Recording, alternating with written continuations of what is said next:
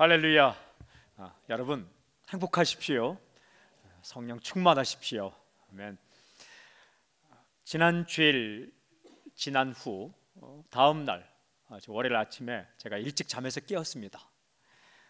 불현듯 베드로 전서를 읽고 싶은 마음이 생겼습니다. 성경을 펼쳤습니다.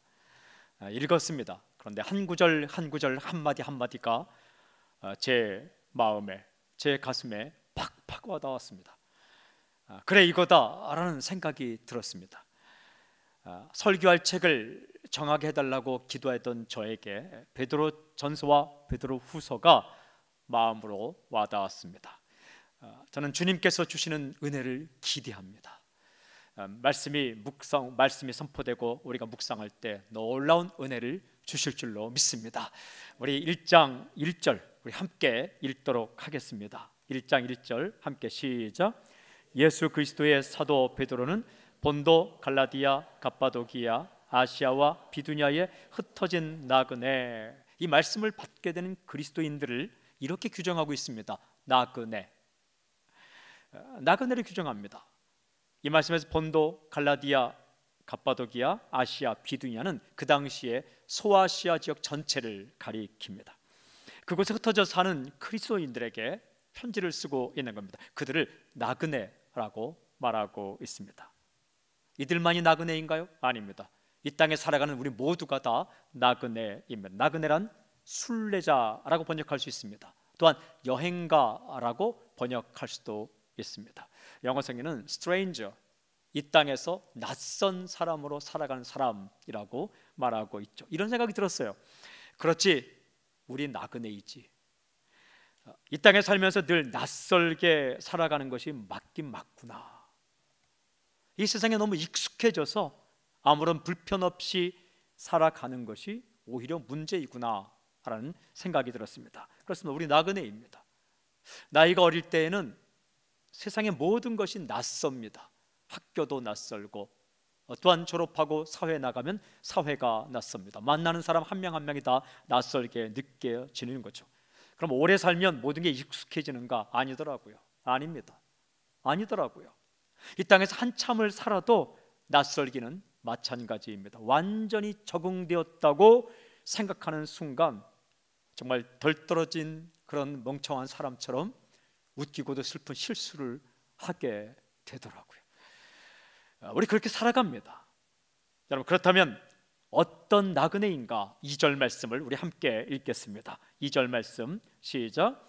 곧 하나님 아버지의 미리 아심을 따라 성령이 거룩하게 하심으로 순종함과 예수 그리스도의 핏뿌림을 얻기 위하여 택하심을 받은 자들에게 편지하노니 은혜와 평강이 너희에게 더욱 많을지어다. 이렇게 말씀하십니다. 택하심을 받은 자들, 성부 하나님과 성자 예수님과 성령 하나님의 역사로 말미암아서 택하심을 받은 자들이다. 그냥 떠돌아다니는 거 아닙니다. 택하심을 받고 나그네로 살아가는 사람들입니다. 여러분, 우리 이 세상에 살아가죠. 그러나 세상에 속하진 않습니다. 물에 떠 있는 배가 바다 위에 있지만 바다 안으로 가라앉지 않는 것처럼 우리 그리스도인들은 세상 안에 살지만 세상 안으로 가라앉지 않는 사람들이죠. 이 땅에서 하늘을 바라보며 살아갑니다. 중요한 질문이 있습니다. 아주 중요한 질문. 하나님의 택하심을 받는 나그네는 이 땅에서 어떻게 살아가는가? 여러분, 이 질문이 베드로 전서와 베드로 후서를 관통하는 가장 중요한 핵심 질문입니다. 하나님의 택하심을 받고 이 땅에서 나그네로 살아가는 사람들이 이 땅에서 어떻게 살아가는가? 이 질문에 대한 대답이 베드로 전서와 베드로 후서에 잘 기록되어 있습니다. 제가 지난 주간 베드로 전서 베드로 후서를 3번 읽었습니다. 그랬더니 베드로 전서는 20번으로 나눌 수가 있었고 베드로 후서는 5번으로 나눌 수가 있었습니다. 우리가 오늘부터 시작해서 25주에 걸쳐서 이 말씀을 묵상할 것입니다. 놀라운 메시지가 있습니다. 제가 베드로를 존경하게 되었습니다. 이전에 제가 더 바이블 하거나 성경 공부할 때 가끔가다 이 베드로에 대해서 우스갯소리 했는데 회개했습니다. 우리 베드로 형님이 대단한 분이시더라고요. 한마디 한마디가 가슴에 팍팍 와닿았습니다. 그분은 헬라어도 잘하시더라고요. 이 문장이 얼마나 조직적이고 얼마나 대단한 문장인지 놀랐습니다. 오늘 우리가 읽은 말씀 가운데 이제 3절부터 7절까지의 말씀을 읽고 또 읽고 묵상하는데 예수님 믿는 사람들, 즉 택함 받은 나그네에게 일어나는 사건이 눈에 선하게 펼쳐지듯이 저에게 다가왔습니다. 그러면서 그 느낌을 이렇게 표현하게 되었습니다. 희망이 솟아나다. 오늘 설교 제목입니다. 메시지의 제목입니다. 하나님의 택함을 받은 나그네에게는 언제나 희망이 솟아나고 있다라고 선포하고 있었습니다. 우리 3절 말씀 우리 함께 읽겠습니다. 3절 함께 시작. 우리 주 예수 그리스도의 아버지 하나님을 찬송하리로다. 그의 많으신 긍휼대로 예수 그리스도를 죽은 자 가운데서 부활하게 하심으로 말미암아 우리를 거듭나게 하사 산 소망이 있게 하시며, 눈에 띄는 구절이 있습니다.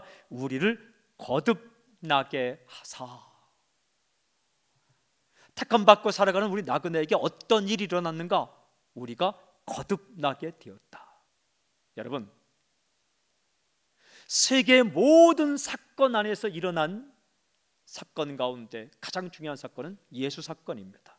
예수님 때문에 하나님이 우리의 죄를 용서하셨습니다. 그럼 내 인생 가운데 일어난 가장 중요한 사건은 무엇인가? 내가 다시 태어난 겁니다. 그걸 거듭났다라고 표현합니다. 거듭났다는 건 다시 태어나다, 다른 말로는 위로부터 태어나다입니다. 엄마 뱃속에 있다가 누군가의 자녀로 이 땅에, 이 세상에 태어나는 것을 제1출생이라고 말합니다. 이 땅에 살다가 예수님을 믿고 우리가 새로운 존재로 다시 태어나는 것을 거듭나다라고 말합니다. 완전히 새롭게 태어나는 겁니다. 예수님 믿으면 영혼의 주인이 달라집니다. 우리 영혼의 주인이 하나님이 되십니다. 여러분, 소속이 달라집니다. 우리의 소속이 예수님께 속하게 됩니다. 여러분, 국적이 달라집니다. 우리의 영적인 국적은 천국이 되는 겁니다. 주파수가 달라집니다. 우리의 주파수가 온통 세상에 맞춰져 있다가 예수님 믿고 거듭 다시 태어나게 되면 우리의 주파수가 하늘에 맞춰지게 됩니다. 말씀에 맞추어지게 됩니다. 그리고 생각이 달라집니다. 울고 웃는 이유가 달라집니다. 예전에는 내게 있는 것이 없어지면 슬프지만 주님 안에서 다시 태어나게 되면 가슴 아프고 힘든 사람들 볼 때마다 그 사람들 때문에 울게 되는 겁니다.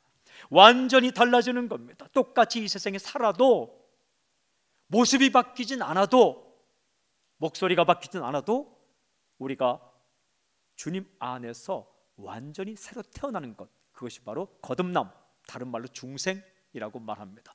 그럼 예수님 믿어도 우리의 얼굴은 바뀌지 않습니다. 물론 인상은 바뀌지만 이런 법칙이 있습니다. 본판 불변의 법칙. 주님 믿어도 이 판의 구조는 절대 바뀌지 않습니다. 인상은 바뀌죠. 여러분, 우리가 예수 믿었다고 해서 사는 곳이 갑자기 달라지지 않습니다. 그런데 무엇이 달라지는가? 우리가 바라보고 생각하고 기뻐하고 즐거워하고 우리가 소속된 그 곳이 완전히 달라지게 되고 결국은 마지막이 달라지게 됩니다. 터미널, 마지막. 우리의 마지막은 구원입니다. 우리의 마지막은 천국입니다. 택함받은 나그네의 마지막은 영원한 생명입니다. 달라지게 되는 거예요. 하나님의 택하심을 받고 다시 태어나게 되면 사는 게 달라집니다. 어떻게 달라지는가? 이제 베드로전서에서는 달라지는 모습을 정확하게 기록하는데 그 중에 첫 번째가 이렇게 말씀하시죠. 우리가 읽은 3절에 산 소망이 있게 하시며, 영어 성경이 참 정확히 번역했는데 into a living hope, 살아있는 소망 안으로 우리가 들어가게 된다. 베드로전서 우리가 읽은 본문을 읽어보니까 into라는 말이 3번 나옵니다. 살아있는 소망으로 우리가 들어간다. 이게 거듭난 사람들이 살아가는 모습이에요. 그 다음엔 하늘의 유산으로 우리가 들어간다. 하늘의 유업을 받게 되는 거죠. 이게 구원이에요. 놀라운 역사를 계속해서 기록하고 있습니다. 그리고는 어떻게? 우리가 하나님의 보호하심으로 들어간다. 우리가 하나님의 방패 안으로 들어간다 라고 말씀하고 있었습니다. 그런데 오늘 읽은 말씀, 바로 읽은 말씀 3절에 산 소망이 있게 하신다. 산 소망이랑 살아있는 소망입니다. 펄펄 끓어 넘치는 것처럼 속에서부터 끊이지 않고 시들지 않고 멈추지 않고 계속 나타나는 살아있는 소망을 갖게 하신다. 선포합니다. 살아있는 소망이 당신에게 넘칠지어다. 살아있는 희망이 넘치는 겁니다. 마그마가 꿈틀대듯이 우리 속에서부터 꿈틀거리면 계속 올라오는 겁니다. 쉽게 꺼지지 않는 겁니다. 누구도 불로도 끌 수 없고 물로도 끌 수 없는 새로운 소망이 우리 가운데 계속 솟아난다고 말씀하십니다. 상황이 아무리 어려워도 절망의 노래를 부르지 않고 희망의 노래를 부르게 되는 거죠. 희망이 살아있는 겁니다. 다시 타오르고 다시 일어나고 다시 달려가는 놀라운 삶, 그게 택함받은 나그네의 삶입니다. 다시 태어난 사람의 삶이라고 기록되어 있습니다. 중요한 질문, 하나님의 택하심을 받고 이 땅에서 나그네로 살아갈 때에 우리의 희망이 끊어지지 않도록, 희망이 살아있을 수 있도록 하나님은 구체적으로 어떻게 하시는가? 우리의 희망이 끊어지지 않도록 하나님께서 하시는 일 두 가지가 이어지는 말씀에 기록이 되어 있습니다. 이 말씀이 살아있는 소망을 주신다는 말씀과 딱 연결되어서 이 두 가지 구체적인 하나님의 사건이 기록되어 있는데, 첫 번째 사건은 희망일 하늘의 유산을 바라보다. 하늘에서 우리가 받게 될 유산을 바라보게 하신다는 거예요. 4절 말씀 우리 함께 읽겠습니다. 4절 우리 함께 시작. 썩지 않고 더럽지 않고 쇠하지 아니하는 유업을 잊게 하시나니 곧 너희를 위하여 하늘에 간직하신 것이라. 유업이라는 것은 inheritance, 유산을 가리킵니다. 유산, 다른 말로 기업. 여러분 유산 상속 좋아하시죠? 좋아하셔야 되는데 그 나쁜 거 아닙니다. 좋은 거죠. 물질만 유산입니까? 추억도 유산이고 좋은 성품도 유산이고, 그것을 가리키는 클레로노미아라고 헬라에 말하는 것. 택하심을 받고 나그네로 살아가는 사람에게 하나님이 무엇을 주시는가? 유산을 주신다는 거예요. 어떤 유산? 하늘의 유산. 하늘의 유산의 성격이 뭡니까? 썩지 않고 더럽지 않고 쇠하지 아니하는 유산. 여러분 그 유산을 바라보면 희망이 생긴다는 거예요. 희망은 과거로부터 오지 않습니다. 희망은 미래로부터 옵니다. 우리가 받게 될 그 유업, 우리가 앞으로 누리게 될 그 유산을 생각할 때마다 이 땅이 절망스럽고 어렵고 힘들지라도 잘 견딜 수 있다라는 겁니다. 우리 어릴 때 소풍 가는 날 정해지면 그날만 생각하면 희죽희죽 웃음이 나옵니다. 그 미래가 아직 내게 오지 않았지만 그 미래를 생각하고 바라볼 때 오늘 견딜 수 있는 겁니다. 예전에 소풍 가면 김밥 먹었습니다. 요즘은 저는 일주일에 여러 번 김밥 먹지만 이게 이렇게 먹을 수 있는 음식이 아닙니다. 이게 감격하며 먹는 음식이 김밥이었습니다. 소풍 가는 날만 먹을 수 있는 그 위대한 음식이 김밥이었어요. 평소에 못 먹죠. 근데 그걸 생각하며 기다리면 기분이 참 좋았습니다. 오늘 찬물에 밥을 말아서 고추를 고추장에 찍어 먹어도 며칠 후에 소풍 가게 되면 그날 그걸 기대하는 거예요. 우리가요 앞으로 누리게 될 하늘의 유업을 이렇게 기다리면서 바라보면서 이 땅에서 좀 힘들고 어렵고 불편하고 해도 견딜 수 있는 희망이 생긴다는 겁니다. 그렇다면 하늘나라에서 우리가 받게 될 유산의 핵심은 무엇인가? 예수 그리스도이십니다. 금도 아니고 은도 아니고 물질도 아니고 예수 그리스도, 그분을 온전히 만나게 됩니다. 우리가 언젠가 때가 되면 예수님의 얼굴을 맞대고 보게 될 것입니다. 직접 보게 될 것입니다. 여러분 예수님이 우리에게 오시면 다 오는 겁니다. 주님 안에 다 있습니다. 주님 안에 영원한 생명도 있고, 주님 안에 기쁨도 있고, 예수님 안에 지혜도 있고, 예수님 안에 평안도 있고, 예수님 안에 다 있습니다. 그러니까 예수님 오시면 다 오는 겁니다. 저는 어느 날 이렇게 생각했습니다. 자장면을 일평생 그냥 먹을 수 있는 방법 간단합니다. 자장면집의 사위가 되면 됩니다. 그냥 몇 번 가서 먹는 정도가 아니라 그 집안 사람이 되면 다 누리는 겁니다. 예수님이 우리 가운데 주어지면 다 오는 겁니다.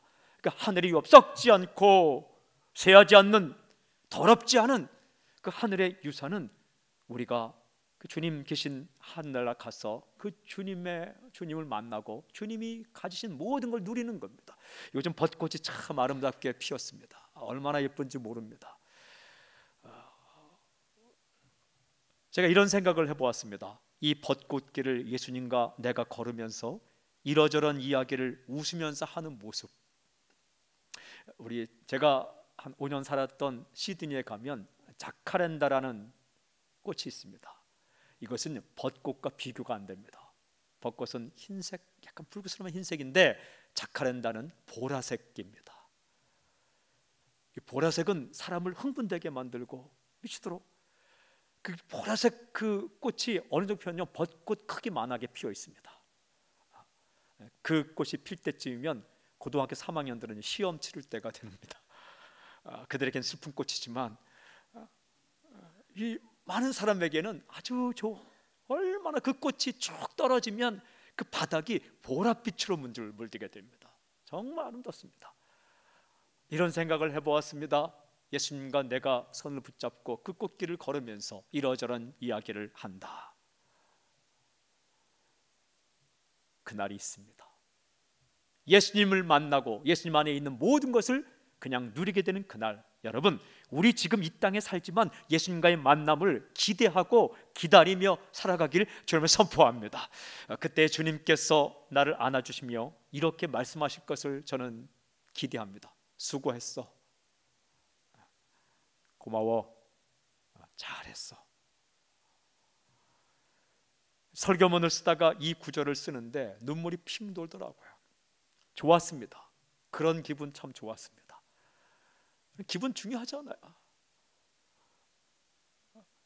그런 기분이 참 좋았어요. 이 땅에서 나그네로 살지만 이 땅이 우리가 영원히 살 곳이 아닙니다. 때로는 힘들더라도, 때로는 어렵더라도 그 주님 만날 그 완전한 날, 그날에 우리의 나타나실 그날을 기다리면서 여러분, 이 땅에서는 조금 배고파도, 조금 힘들어도, 때로는 남들이 몰라주더라도, 때로는 어려운 지경이 있을지라도 우리가 넉넉히 희망을 가지고 소망을 가지고 살게 된다라고 베드로가 우리에게 전해줍니다. 초대교회 성도들 그렇게 살았습니다. 믿음의 선배들이 다 그렇게 살았습니다. 여러분, 하늘을 꿈꾸고 하늘을 바라보는 것은 기독교의 핵심입니다. 믿음의 핵심입니다. 두 번째는 어떻게 우리에게 소망이, 희망이 끊이지 않게 하는가? 두 번째는 하나님께서 보호하시다라는 거예요. 하나님이 지켜주십니다. 여러분, 5절 말씀 제가 읽겠습니다. 5절, 너희는 말세에 나타내기로 예비하신 구원을 얻기 위하여 믿음으로 말미암아 하나님의 능력으로 보호하심을 받았느니라. 마지막 날 구원을 받게 되는데, 물론 우리가 이미 구원을 받았지만 완전하게 그 구원이 이루어지는 때가 있습니다. 그 구원의 날이 오는데 그때까지는 어떻게 살아가는가? 그 과정에는 힘든 일도 있죠. 그러나 하나님이 보호하신다라고 오늘 기록합니다. 이렇게 말씀하시죠. 하나님의 능력으로 보호하심을 받았느니라. 이 보호하심을 받다라는 것은 군사 용어인데 방패란 뜻입니다. 쉴드, 방패를 친다. 방패를 친다. 다른 말로 말하면 요새란 뜻입니다. 폭탄이 떨어지고 화살이 떨어질 때 그것을 막는 벙커, 요새, 그 안에 들어가 있으면 안전한 곳, 그것을 말합니다. 하나님이 우리의 요새가 되어주시고 방패가 되어주시고 우산이 되어주신다라는 말씀입니다. 그래서 우리 가운데 조그만 희망의 씨앗이 있는데 소낙비가 내려서 그 불이 꺼지려고 할 때 우리의 우산이 되어주시고 우리의 방패가 되어주셔서 그 불이 끊이지 않도록, 꺼지지 않도록 우리의 희망을 지켜주신다라는 말씀이에요. 여러분, 보호를 받느냐 보호받지 않느냐는 굉장히 중요한 문제입니다. 비가 많이 내릴 때 있잖아요. 비가 참 많이 내릴 때에 누가 비에 젖지 않는가? 계속 집안에 있으면 되죠. 근데 계속 집안에 있을 수 없죠. 뭐 일 있으면 돌아다녀야 되죠. 근데 여러분, 계속 집안에 있다가 잠깐 나가면서 우산 쓰지 않으면 다 젖어 버립니다. 그런데요, 계속 돌아다녀도 우산 밑에 있거나 지붕 안에 있거나 아래에 있거나 차 안에 있으면 안 젖습니다. 마찬가지입니다. 일평생 살면서 한 번도 실수하지 않다가 딱 한 번 실수했는데, 넘어졌는데, 실패했는데 다시 일어나지 못한다. 거기서 끝나는 겁니다. 그런데요, 계속 하다가 실수하고 실패하더라도 그때마다 하나님의 보호를 받고 일어난다. 그럼 그 애는 그런 다시 사는 겁니다. 하나님께서 우리를 보호하실 때에 넘어지고 자빠지고 엎어지고 엎드러져도 다시 주님께서 지키시기 때문에 일어날 소망을 가진다. 마치 이런 겁니다. 제가 이 말씀을 묵상하는데 이런 그림이 그려졌습니다. 우리가 살아갈 때요, 그냥 살아가는 게 아니라 하나님께서 우리의 손을 딱 붙잡고 살아가는 거예요. 우리는 놓칠 때도 있죠. 근데 하나님이 놓지 않는 거예요. 이렇게 잡는 거예요. 이렇게 내가 놓아도 하나님이 놓지 않으니까. 아니면 여기를 잡는 거예요, 하나님께서. 그리고요, 우리는 넘어져요. 넘어지더라도 하나님이 다시 일으키시는 거예요. 자빠지더라도 다시 일으키는 거예요. 그러니까 소망이 끊어지지 않는다는 겁니다. 왜? 하나님이 포기하지 않기 때문에. 쓰러질 때마다, 넘어질 때마다 계속 일어나는 거죠. 이런 사람의 모습을 이어지는 6절에서 이렇게 기록을 합니다. 여러분, 6절 말씀 보십시오. 그러므로 너희가 이제 여러 가지 시험으로 말미암아 잠깐 근심하게 되지 않을 수 없으나 오히려 크게 기뻐하는도다. 읽은 말씀에 보면 우리가 아주 전공 분야가 나옵니다. 우리의 전공 분야, 근심. 인간의 전공은 근심이에요. 알죠? 부전공은 낙심. 이게 이 세상 어딜 가나 근심이 있어요. 참, 이 세상 어딜 가나 근심이 있어요. 식당도요, 좋은 데 가면 비쌀까 봐 근심이에요. 싼 데 가면 맛없을까 봐 근심이에요. 제가 사람 만나보면 누구를 만나도 그의 마음 주머니에 근심이 있더라고요.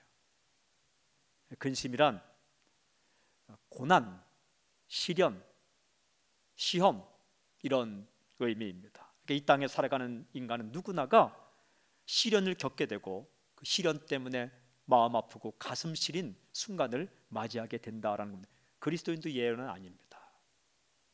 그리스도인도 예외는 아니에요. 나는 예수님 믿고 한 번도 시련을 당하지 않고 걱정한 적이 없다. 대단하십니다. 뒷모드로 나가시면 되겠습니다. 초대교회 성도들이 시련을 겪었어요. 베드로도 그런 일을 겪었다는 겁니다. 하나님께 선택받고 보호하심을 받아도 어려움을 겪을 수 있다는 겁니다. 왜요? 이 땅에 살아가기 때문입니다. 이유는 없습니다. 당신이 나빠서도 아니고 부족해서도 아니고, 물론 나쁘기도 하고 부족할 때도 있지만 우리가 시련을 겪는 이유 한 가지는 이 땅에 살아있기 때문입니다. 여러분, 언젠가 마감하고 하늘에 가면 시련 받기로 신청해도 못 받아요. 이 땅에 살기 때문에 그래요. 우리 연약함 때문에 혹은 사회적인 구조 때문에 때때로 어려움을 당하게 되는 거죠.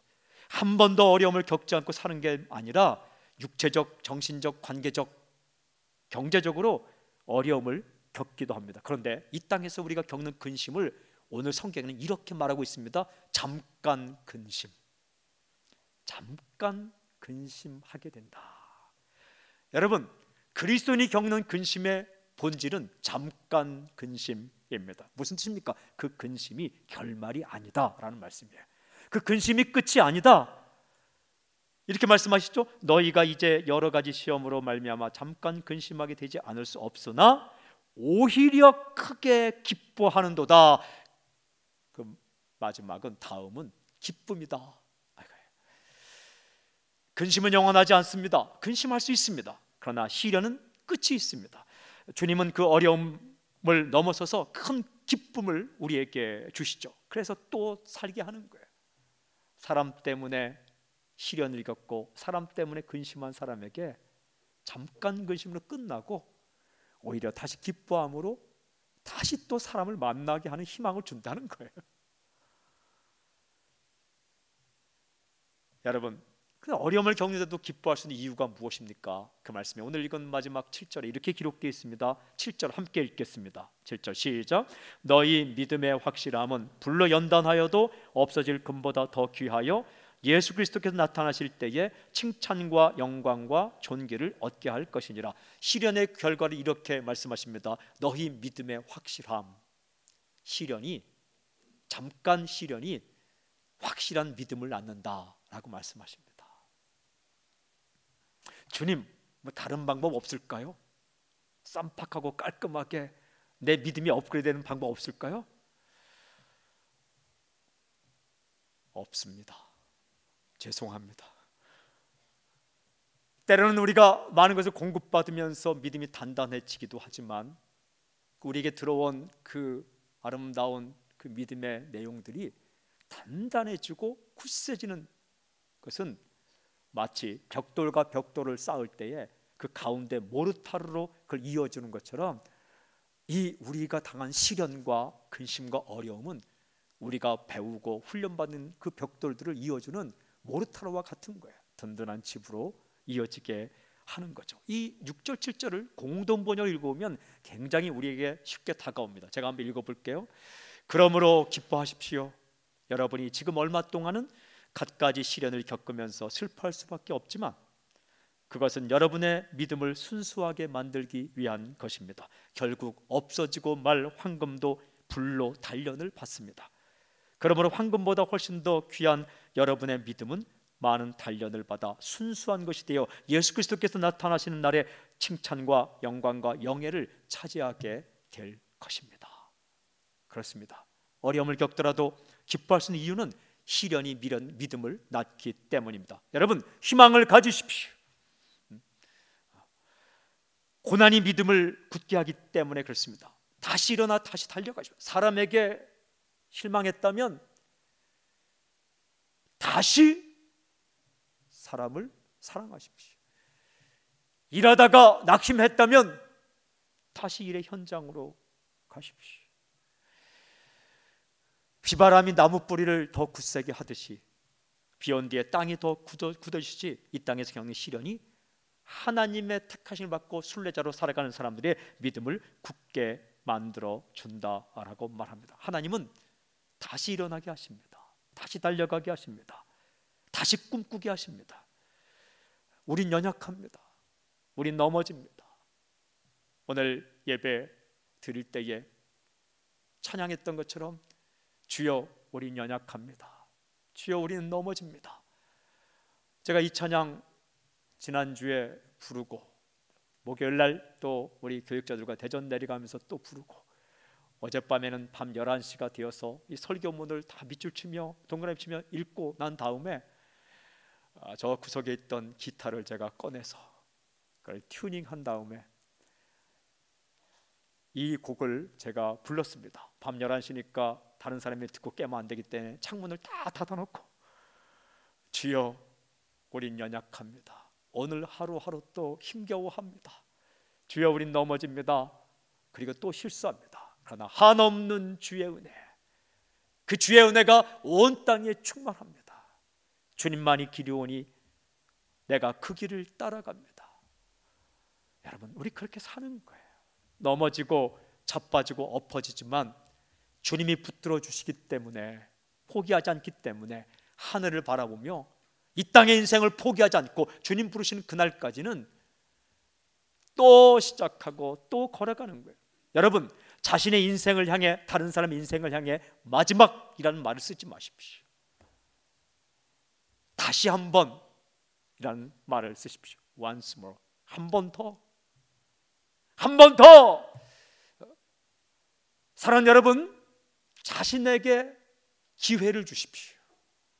내 인생은 여기까지야 라고 말하지 말고 자신에게 기회를 주십시오. 다른 사람에게 기회를 주십시오. 마지막이 아니라 한 번 더. 다시 꿈꾸고 다시 일어나고 다시 달려가고, 하나님이 우리를 지키신 한 언제나 희망이 있습니다. 그리고 주님께서 우리를 포기하지 않는 한 언제나 기회가 있고 희망이 있는 겁니다.